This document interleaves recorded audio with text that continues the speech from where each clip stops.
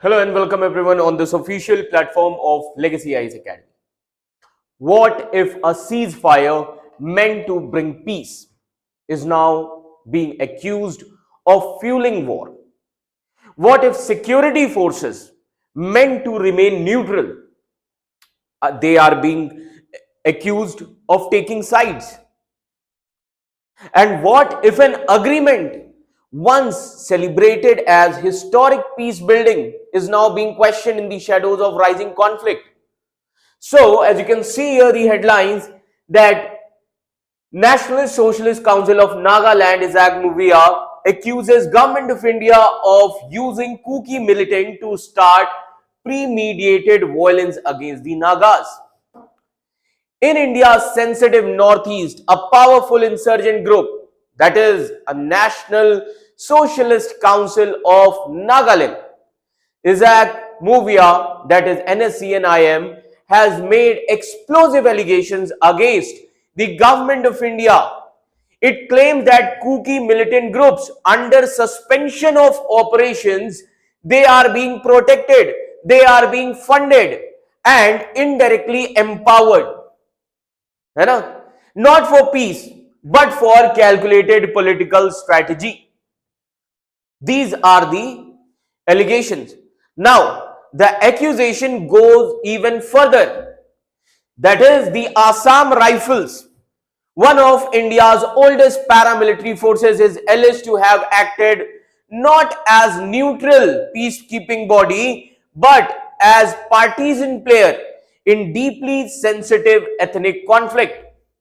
Now, they also claim, that means they also say that there are claims of international law violations, claims of premeditated aggression, claims of a larger design to weaken the Naga political movement. But here is the real question, that is this a genuine warning of collapsing peace process, or is this a strategic narrative battle in an already volatile region? है ना? तो अब सवाल तो ये उठता है.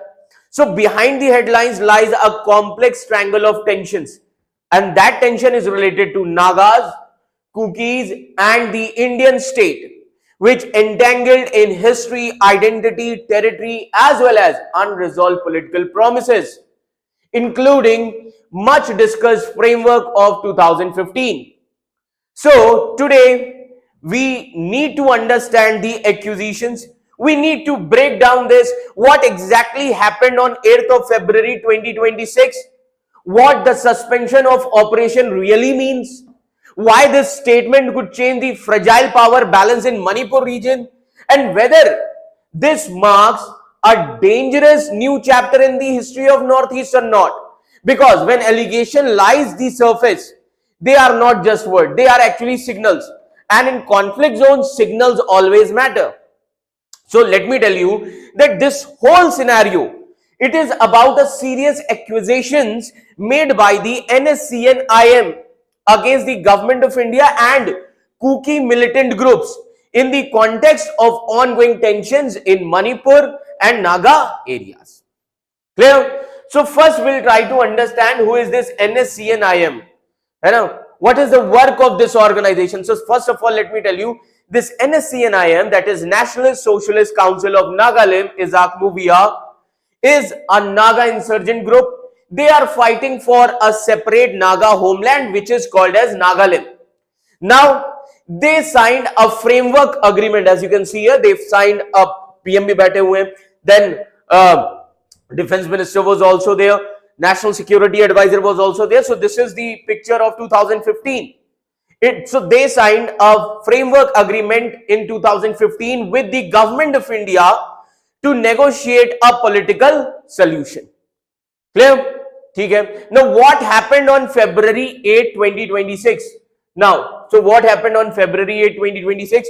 According to NSCN-IM, on February 8, 2026, violence started in Litan area. Litan is in Ukhrul district. Now, they say that Kuki militants attacked the Tangkul Nagas. Kuki militant attacked Tangkul Nagas. Now, they also accuse the Government of India of using Kuki militants deliberately to weaken the Naga political movement. That government of India is using the Kuki militant group to weak the Naga political movement. So overall, we can say that this NSCN-IM says that the violence was planned, okay, that is premeditated. It is not accidental in nature. Now the question here is, what are their main accusations? So we need to understand what are their main accusations. So first of all, let me tell you that this NSCN-IM, they made several strong allegations. First allegation is that government of India is supporting the Kuki militants. Yes, first allegation they made, that government is supporting Kuki militants. Okay, so they said that government is supporting Kuki militants. Now, so basically NSCN-IM, they say that Kuki armed groups, under the suspension of operations, they get money, they get weapons, they get training and also protection from the arrest. And these groups include like KNO, UPF, KNA, KNF, KRA, etc. and etc. All these groups are there, militant groups are there in the northeast. Now, NSCN-IM, they say that these groups want a separate Kuki homeland or a union territory, and they are attacking Nagas. Clear? And they have only attacked on Nagas, and they have not fired at Indian security forces. Clear? These allegations are made by them. Now, there are accusations against the Assam Rifles. Second,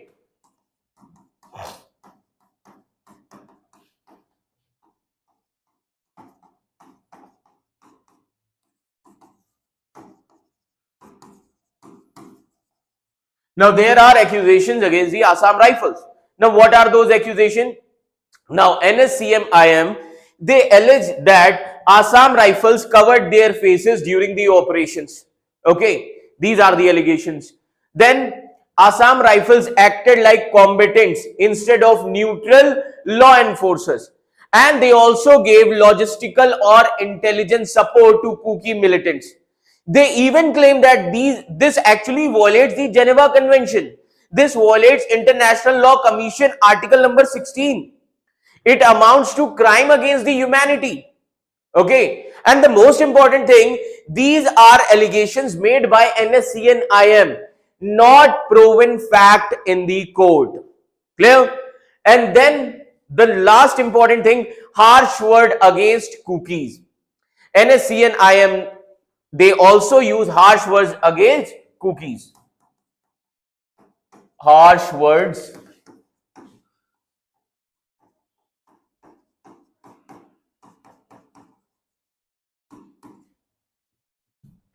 against Kukis. Now, NSCN-IM, they call Kukis a nomadic tribe, and they accuses them of historical falsification. They also call them a pathological liars. Clear? And they also reject the claim about Kuki linked to the lost tribes of Israel. Clear? NSCN-IM reject that claim that Kukis links to the lost tribe of Israel. So these statements are extremely controversial and inflammatory in nature. Now we need to understand what is the suspension of operation. Clear? Now, what is suspension of operation? We need to understand. See, suspension of operation is a ceasefire agreement between whom? Between Kuki militant groups and government of India. Remember this. What is suspension of operations? Suspension of operation is a ceasefire agreement between Kuki militant groups and government of India through Ministry of Home Affairs. Now, under suspension of operations, ministry stay in, or you can say militants. Okay, so basically under this, ministry gives permission that militants stay in designated camps. Clear? So basically under the suspension of operation, militants stay in designated camps. Government gives financial assistance. They are not supposed to carry out attacks. And NSCN-IM also claimed that suspension of operation groups, they are misusing the freedom. Okay, they now move with arms freely. Government is not checking them properly. These are the allegations which are made. Now the question here is, why is this important? See, let me tell you, this is important because Manipur is already facing ethnic tensions. Between whom? Meeti versus Kuki, hills versus valley political conflict, land and autonomy issues are there, then demand for separate administrations are there. Now, if Naga groups also enter into the active confrontation with the Kuki group, the situation can become a three-sided ethnic conflict. Now, how three-sided ethnic conflict in Manipur?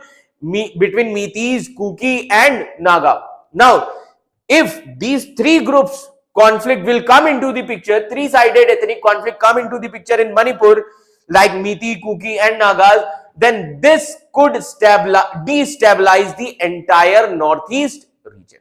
Clear?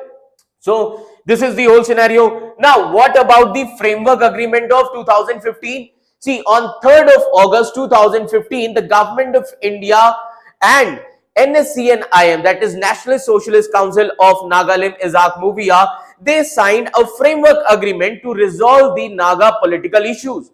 Now, NSCN-IM, they suggest government is weakening the Naga cause.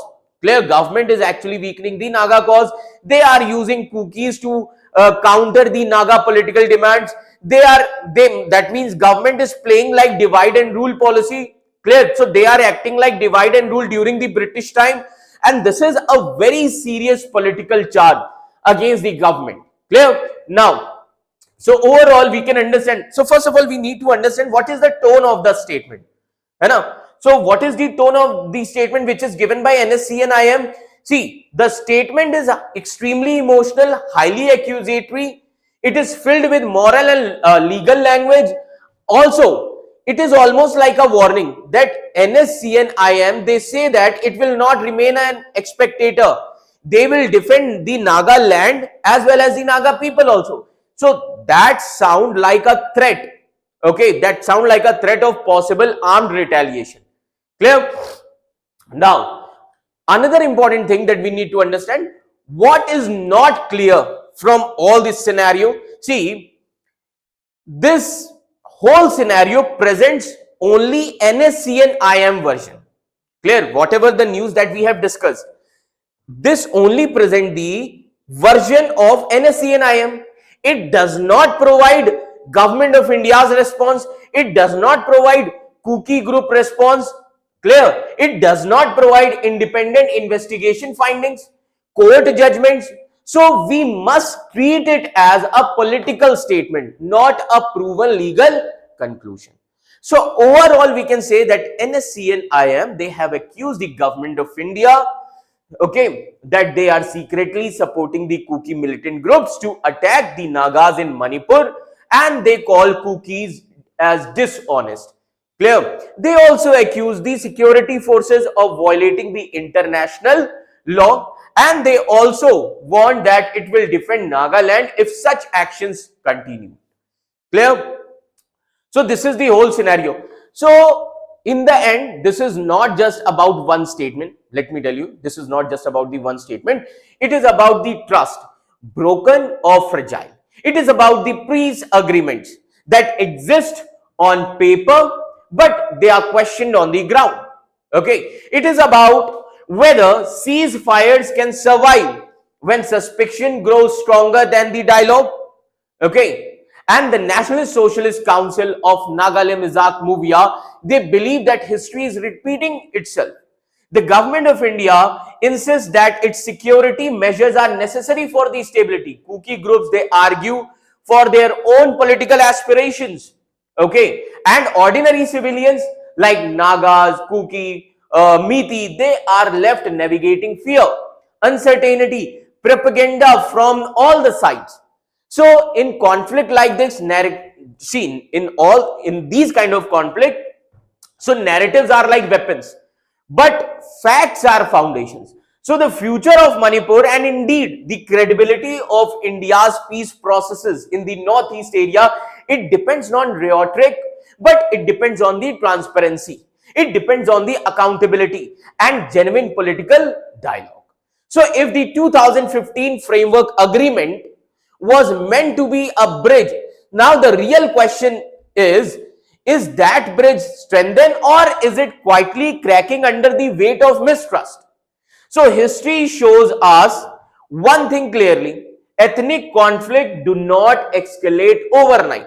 They escalate when grievances go unheard, when communication collapses, and when every side begins to see other not as a partner in negotiation but as an enemy. Okay, so the world may not always look toward India's northeast. Okay, but what happens here will determine whether one of the South Asia's longest running insurgencies move towards lasting peace or drifts back towards the confrontation. So we can say this clearly. That is why this story matters not just regionally but also globally, because peace processes once shaken, it tests the moral as well as political strength of the every institution, clear, which are involved here, and the outcome actually it will shape the next chapter of this long and unfinished story. Clear? So this is all about the scenario as well as the political statement which is made by NSCN-IM. So I hope this much is clear to all of you. So for more such kind of videos, follow our channel and subscribe our channel, that is Legacy IAS Academy, and share this video among your friends and relatives. Thank you for watching this video. Thank you so much.